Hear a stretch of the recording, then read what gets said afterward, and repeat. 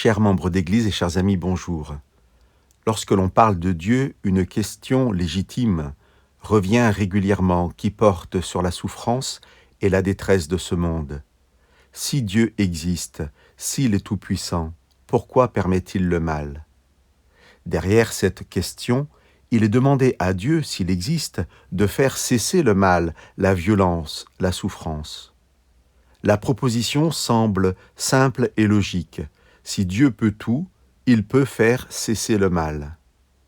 Mais ce qui est réclamé d'une façon générale pour le monde qui nous entoure, qui le demande effectivement pour sa propre vie? De ceux qui demandent la fin de la violence, qui accepterait que Dieu intervienne dans sa vie personnelle? Qui accepterait qu'on lui interdise de vivre comme il l'entend, sous prétexte qu'il ferait le mal si on le laissait libre? Je répondrai personne. Et pourtant la Bible nous dit que chacun, tous, nous faisons le mal. C'est pourquoi à la question « Pourquoi Dieu permet le mal ?» il y a une réponse simple. Dieu permet le mal parce que Dieu permet l'homme. Et à la remarque « Si Dieu existait, il n'y aurait pas ce mal », je peux répondre « Si l'homme n'existait pas, le mal n'existerait pas ». La Bible est remplie de promesses d'un temps où la paix et le bonheur seront seuls à régner. Mais ce temps n'existera que parce qu'au final, Dieu aura détruit ceux qui détruisent la terre.